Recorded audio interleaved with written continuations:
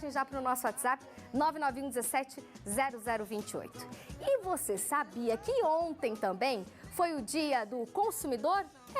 A data é uma maneira de agradar e também de vender mais, viu? Porque muitos lojistas fazem o quê? Promoções, ações de marketing para fidelizar clientes e ganhar novos clientes. No entanto, a data acaba se estendendo durante toda a semana. O Dia do Consumidor é celebrado em 15 de março e é uma oportunidade perfeita para os lojistas venderem mais e os clientes encontrarem boas promoções. Cada vez mais relevante no mercado, a campanha é considerada uma Black Friday do primeiro semestre, por conta do alto potencial. Não é à toa, os e-commerces de diversos segmentos têm aproveitado o Dia do Consumidor para oferecer bons descontos ao público e ganhar credibilidade online, além de atrair clientes novos para as empresas e estreitar o relacionamento com os novos consumidores. E se você ainda tem dúvida se o dia é conhecido entre os consumidores, a resposta é sim. 64% dos entrevistados afirmou já ter ouvido falar da data, de acordo com uma pesquisa social feita pela Miner. Além disso, 53% dos internautas que conhecem a data já compram há anos anteriores. A previsão para esse ano mostra empolgação e indecisão em grandes proporções por parte do consumidor.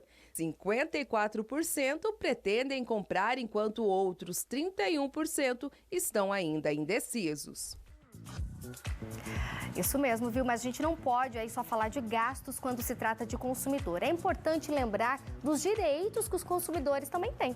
Por isso, o Herbert, que é advogado, está aqui hoje ao vivo no nosso programa para a gente conversar sobre esse assunto. Inclusive, se você tem alguma dúvida, você consumidor, pode mandar para o nosso WhatsApp, que o advogado aqui, Dr. Herbert, vai responder tudinho também. Bom dia, doutor, tudo bom?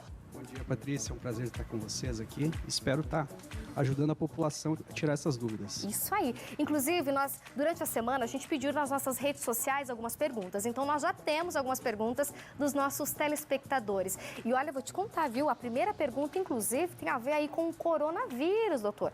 Né? Essa situação aí do coronavírus, muitas pessoas comprando passagens aéreas. E agora? Restrição para viajar, viajo, não viajo? Fica aquela questão do direito do consumidor. Vamos colocar a primeira pergunta, doutor? Vamos lá. Vamos lá, então.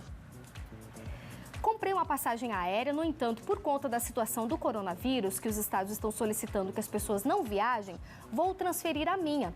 A companhia aérea tem que cobrar a taxa igual de transferência, mesmo com essa situação de saúde pública? Essa é uma pergunta bem interessante. Realmente são várias pessoas que estão sendo afetadas e prejudicadas por conta do coronavírus, né?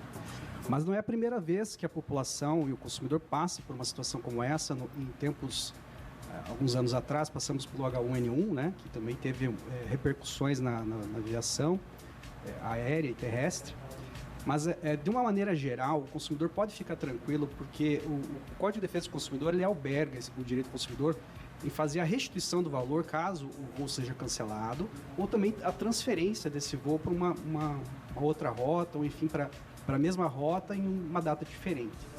Só que é uma situação interessante porque a ANAC, pelo contrário, que é a Agência Nacional de Aviação Civil, ela não tem mantido uma posição em defesa do consumidor. Aliás, ela tem mantido até uma posição assim, um pouco protecionista em relação às empresas de aviação, porque cada empresa de aviação ela tem uma política interna de troca de passagens, de remarcação. O que eu tenho observado na prática é que as empresas de aviação elas têm chamado o consumidor para conversar, para tentar remarcar essa passagem para uma data futura, ou então talvez trocar por créditos, por pontos, para que a pessoa possa viajar numa outra oportunidade.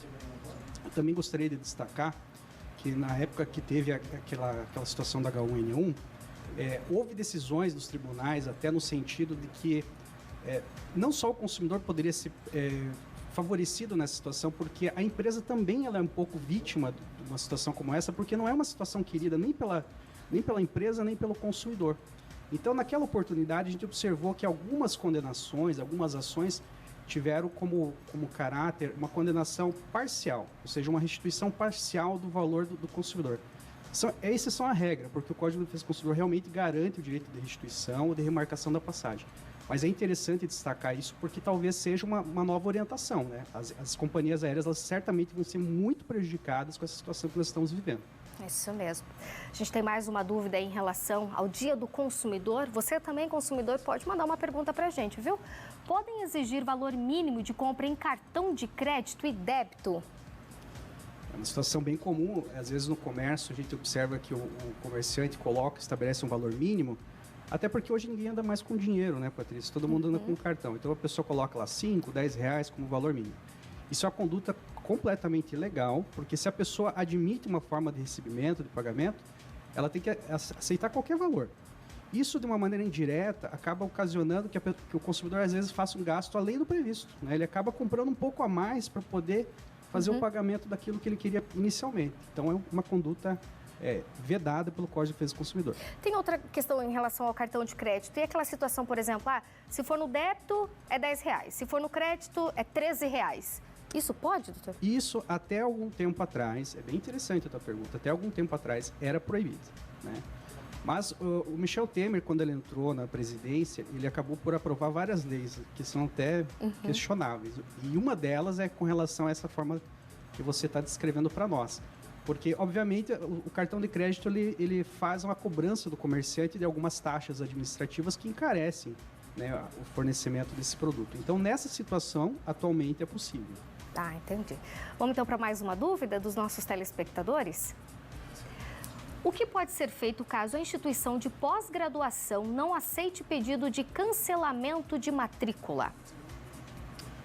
É uma situação que tem acontecido bastante hoje no nosso dia a dia. Como advogado, posso dizer que tem acontecido bastante, principalmente na modalidade à distância, né? Que a pessoa não tem como, talvez não tenha um contato direto com a secretaria daquela instituição de ensino. É proibido. Obviamente, se você não quer estudar, você não é obrigado a estudar, né? Você de repente fez a matrícula. É claro que a instituição de educação ela reserva uma vaga, de repente ela vai ser prejudicada, mas o Código de Defesa do Consumidor ele garante o direito do consumidor não contratar. Assim como a Constituição diz, né, que nós não somos obrigados a fazer nada senão em virtude de lei. Então, sem dúvida, é uma prática abusiva da empresa. Ok. Nossa próxima dúvida. Eu comprei um produto, mas não gostei da cor e quero trocar por outra. Quem paga o frete? Deve ter sido compra por internet. É uma situação bem frequente também, porque atualmente as pessoas elas têm até optado em fazer a compra de roupa, sapato, uma coisa que é tão pessoal, né? Às vezes você precisa experimentar, mas as pessoas têm aderido a esse tipo de compra pela internet, porque hoje os sites eles têm fornecido mecanismos diferentes, né? Você consegue, de repente, fazer uma medição em casa e consegue comparar. Mas a cor, às vezes, é uma complicação, por causa do monitor, você está enxergando algo à distância. Então, a devolução é um direito do consumidor, existe o direito de arrependimento garantido nas compras realizadas à distância, seja pela internet ou até mesmo aquele de catálogo, né, que a gente às vezes compra, que é uma coisa um pouco mais antiga, mas que ainda existe.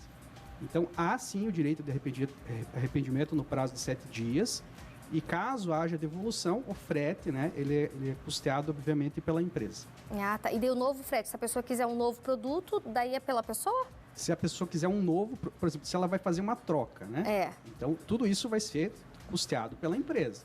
Agora, se for uma nova compra com novos valores, aí, obviamente, vai ser custeado pelo consumidor. Entendi. E, assim, numa outra hipótese, a pessoa já começa a imaginar, né? Comprei e não gostei da cor.